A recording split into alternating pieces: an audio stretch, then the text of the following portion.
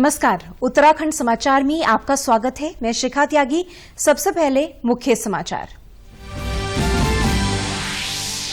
Shanghai सहयोग संगठन के 20वें शिखर सम्मेलन को प्रधानमंत्री मोदी ने किया संबोधित। एससीओ एजेंडा में द्विपक्षीय मुद्दों को लाने के प्रयास को बताया दुर्भाग्यपूर्ण।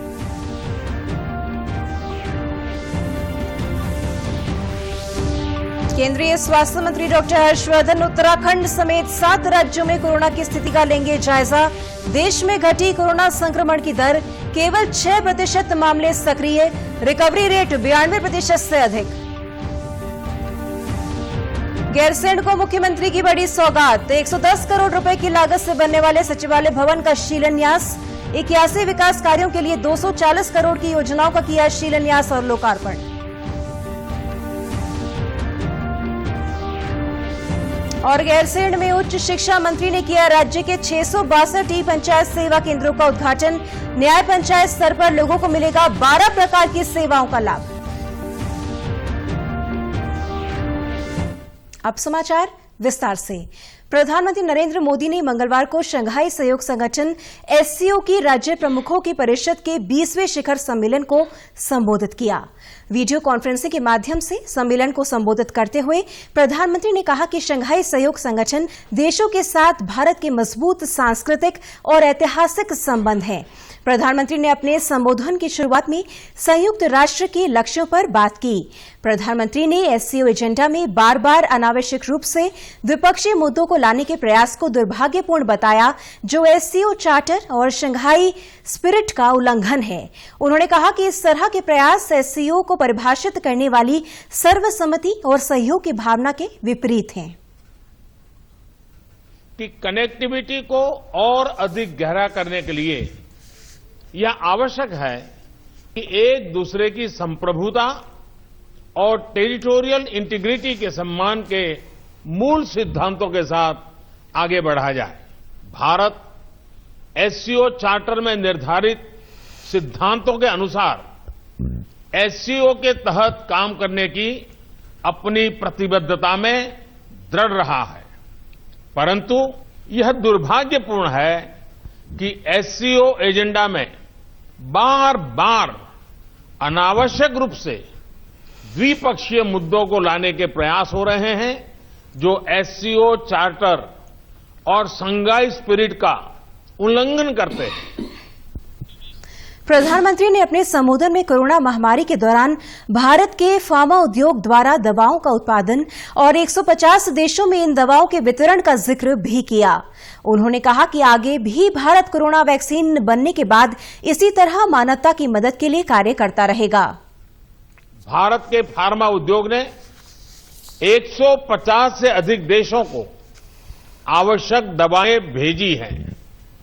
दुनिया के सबसे बड़े वैक्सीन उत्पादक देश के रूप में भारत अपनी वैक्सीन उत्पादन और वितरण क्षमता का उपयोग इस संकट से लड़ने में पूरी मानवता की मदद करने के लिए करेगा। केंद्रीय स्वास्थ्य सचिव राजेश भूषण ने प्रेस वार्ता कर देश में कोरोना संक्रमण को लेकर जानकारी साझा की। केंद्रीय स्वास्थ्य सचिव ने बताया कि देश में कोरोना संक्रमण की दर घटी है और कुल सक्रिय मामले 6% रह गए हैं और रिकवरी रेट 92% से अधिक हो गया है। उन्होंने बताया कि देश में ठीक होने वाले मरीजों की संख्या 79 लाख हो गई है, जो कि विश्व में सबसे ज्यादा है। उन्होंने कहा कि भारत अब विश्व में सबसे कम केस प्रति मिलियन वाले देशों में से एक है। तो यानी विश्व में अनेक देश ऐसे हैं जहां नई सर्ज देखी जा रही है नंबर्स में और मृत्यु में, जबकि भारत में अभी तक सबके सम्मिलित प्रयासों से, केंद्र सरकार के प्रयास से, राज्य सरकार के प्रयास से, संघ शासित क्षेत्रों के प्रयास से ये नंबर नियंत्रण में है। वहीं केंद्रीय स्वास्थ्य मंत्री डॉक्टर हर्षवर्धन लगातार कोरोना संक्रमण की स्थिति पर राज्यवार जायजा ले रहे हैं। कल 11 नवंबर को वीडियो कॉन्फ्रेंस के माध्यम से स्वास्थ्य मंत्री उत्तराखंड समेत महाराष्ट्र, मणिपुर, त्रिपुरा, मेघालय, मिजोरम और गोवा राज्य में कोरोना की स्थिति पर जानकारी लेंगे। उत्तराखंड में स्वास्थ्य मंत्रालय मुख्यमंत्री त्रिवेंद्र सिंह रावत के पास है। ऐसे में इस वीडियो कॉन्फ्रेंस में मुख्यमंत्री भाग लेंगे।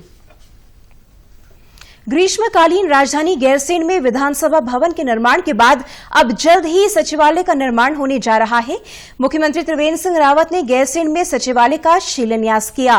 इस भवन निर्माण की अनुमानित लागत 110 करोड़ रुपए बताई गई है। इसके साथ ही मुख्यमंत्री ने गैरसैंण में 240 करोड़ 16 लाख 18 हजार रुपए के 81 विकास कार्यों का भी लोकार्पण और शिलान्यास किया।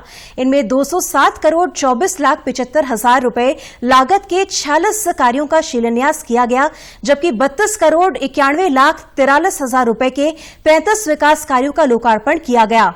इस अवसर पर मुख्यमंत्री ने कहा कि ग्रीष्मकालीन राजधानी गैरसैंण के सुनियोजित विकास के लिए मुख्य सचिव की अध्यक्षता में समिति बनाकर अल्पकालीन और दीर्घकालीन योजनाओं पर काम किया जा रहा है, जिसमें विशेषज्ञों की राय ली जाएगी। मुख्यमंत्री ने कहा कि गैरसैंण परिक्षेत्र में अगले 10 वर्ष में 25,000 करोड़ रुपए खर्च किए जाएंगे और यहां के विकास के लिए निजी निवेशकों को भी शामिल किया जाएगा। इसके अलावा मुख्यमंत्री ने सिलकोट टी एस्टेट का हवाई सर्वेक्षण भी किया।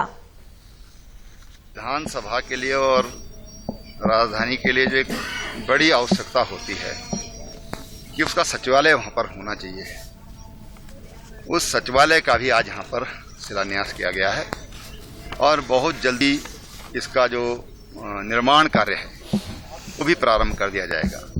मैंने अपने अधिकारियों से कहा है कि जो सचिवालय बनेगा वो सचिवालय भवन में उत्तराखंड झलकना चाहिए। उच्च शिक्षा मंत्री डॉक्टर धन सिंह रावत ने ग्रीष्मकालीन राजधानी गैरसैंण में राज्य की 662 ई पंचायत सेवा केंद्रों का उद्घाटन किया। इस अवसर पर उन्होंने ई पंचायत सेवा केंद्र के लाभार्थियों से ई संवाद भी किया। इस अवसर पर उन्होंने कहा कि मुख्यमंत्री के प्रयास के कारण सभी न्याय पंचायतों में ई सेवा का शुभारंभ किया गया है। ई पंचायत सेवा केंद्र के माध्यम से न्याय पंचायत स्तर तक 12 प्रकार की सेवाएं लोगों को आसानी से मिल सकेंगी। साथ ही कॉमन सर्विस सेंटरों के माध्यम से उपलब्ध होने वाली सभी सेवाएं भी ई पंचायत सेवा केंद्र के माध्यम से भी उपलब्ध रहेंगी। डॉक्टर धन सिंह रावत ने कहा कि आने वाले कुछ महीनों में ई पंचायत सेवा केंद्रों को अपनी सरकार पोर्टल से भी जोड़ा जाएगा। भारत नेट 2.0 के माध्यम से गांव-गांव तक हाई स्पीड नेट पहुंचाने के लिए केंद्र सरकार द्वारा 2000 करोड़ रुपए की धनराशि देने के लिए सहमति प्रदान की है। कार्यक्रम में उपस्थित पंचायती राज मंत्री अरविंद पांडे ने कहा कि प्रधानमंत्री के डिजिटल इंडिया प्रोग्राम की दिशा में ये एक महत्वपूर्ण पहल है। उत्तराखंड देश का ऐसा तीसरा राज्य है जहां पर सभी न्याय पंचायतों में ई पंचायत सेवा केंद्र की सुविधा उपलब्ध कराई जा रही है। उन्होंने कहा कि राज्य सरकार का प्रयास है कि लोगों को अपने कार्यों के लिए अनावश्यक रूप से सरकारी कार्यालयों के चक्कर न लगाने पड़े और उन्हें डिजिटल माध्यम से घर से ही सारी सुविधाएं उपलब्ध हों। प्रदेश में पहली बार उच्च हिमालयी क्षेत्रों में हिम तेंदुओं की गणना शुरू हो चुकी है। सिक्योर हिमालय परियोजना के तहत 10 वन प्रभागों में ये गणना 2 नवंबर से शुरू हो चुकी है। अपर प्रमुख वन संरक्षक आर.के. मिश्रा का कहना है कि हिम तेंदुओं की गणना का कार्य 22 दिसंबर तक चलेगा। इस चरण में लोगों से जानकारियां ली जाएंगी। इसके बाद अप्रैल 2021 में एक बार फिर सर्वे शुरू होगा, जो जून तक चलेगा। इस दौरान अधिक संभावनाओं वाले इलाकों में कैमरे लगाए जाएंगे। इसके बाद स्नो लेपर्ड की गणना के साथ ही तेंदुओं की दिनचर्या का अध्ययन भी हो सकेगा। ये केवल एक प्रथम चरण है जिसको हमने सर्वे राउंड बोलेंगे। अगले साल फिर ये कार्यक्रम शुरू होगा अप्रैल से। एक बार फिर सर्वे का काम होगा क्योंकि कुछ लोग वहां आने के शुरू करेंगे। अप्रैल मई जून तक चलेगा एवं ये सारे जो आंकड़े हमारे पास इकट्ठा हो जाएगा, तो जो मोस्ट प्रोबेबल एरियाज होंगे वहां पर हमारा पेयर ऑफ कैमरास लग जाएगा, जिसको हमने ट्रैप कैमरा के नाम पे जानते हैं। उसके साथ बहुत सारी चीजें हमारे पास आएगा कि स्नो लेपर्ड रहता है कैसे, स्नो लेपर्ड कौन सा जानवर को सबसे ज्यादा पसंद करता है, क्या वहां पर जो उसका प्रे पॉपुलेशन है, जैसे फॉर एग्जाम्पल ब्लू भरम जिसको हम बोलते हैं, क्या उसका खाने के लिए पर्याप्त मात्रा में वहां फोडर्स है। रामनगर में 3 सामाजिक संस्थाओं ने महिलाओं को स्वरोजगार की ओर प्रेरित करने के लिए प्रशिक्षण शिविर का आयोजन किया है। कल्पतरु, वृक्ष मित्र और हेस्को ने महिला उत्थान के लिए ये प्रोजेक्ट लॉन्च किया है। इसके तहत महिलाओं को अचार, जूस, मुरब्बा और बिस्किट्स बनाने की ट्रेनिंग दी जा रही है। कानिया में विमेन रिसोर्सेज सेंटर में ये प्रशिक्षण दिया जा रहा है, जिसमें दर्जनों महिलाएं आत्मनिर्भरता की ओर कदम बढ़ा रही हैं।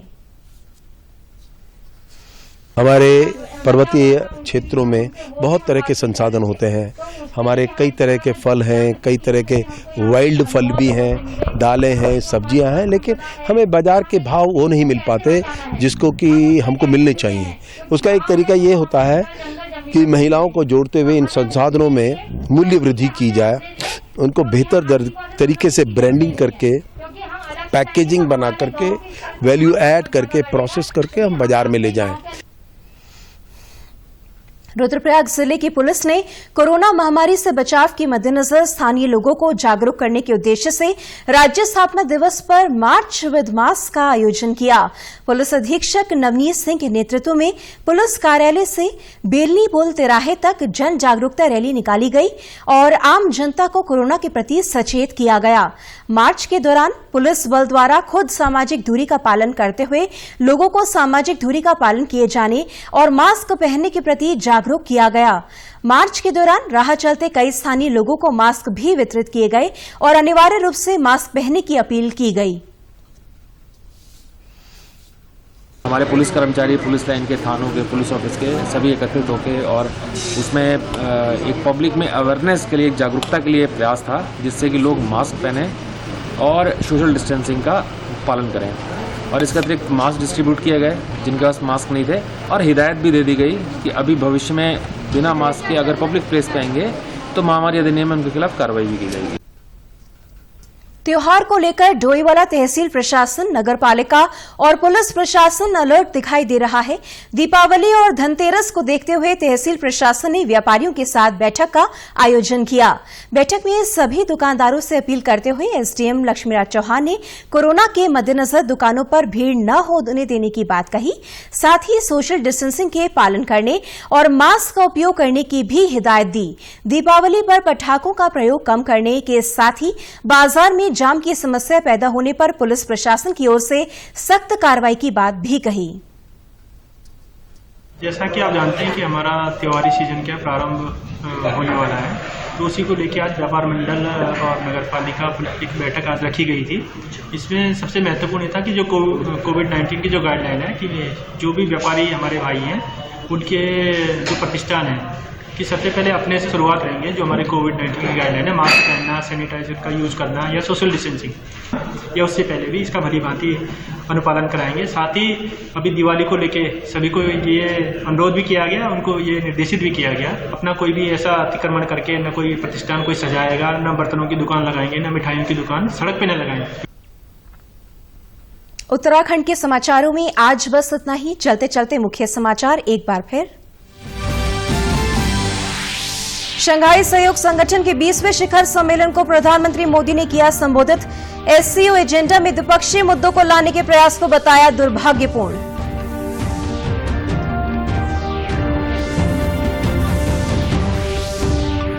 केंद्रीय स्वास्थ्य मंत्री डॉक्टर हर्षवर्धन उत्तराखंड समेत 7 राज्यों में कोरोना की स्थिति का लेंगे जायजा। देश में घटी कोरोना संक्रमण की दर, केवल 6% मामले सक्रिय, रिकवरी रेट 92% से अधिक। गैरसैंण को मुख्यमंत्री की बड़ी सौगात, 110 करोड़ रुपए की लागत से बनने वाले सचिवालय भवन का शिलान्यास। 81 विकास कार्यों के लिए 240 करोड़ की योजनाओं का शिलान्यास और लोकार्पण।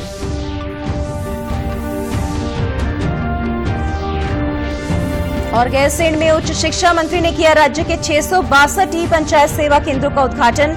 न्याय पंचायत स्तर पर लोगों को मिलेगा 12 प्रकार की सेवाओं का लाभ। उत्तराखंड की खबरों के लिए आप हमसे सोशल मीडिया के माध्यम से भी जुड़ सकते हैं।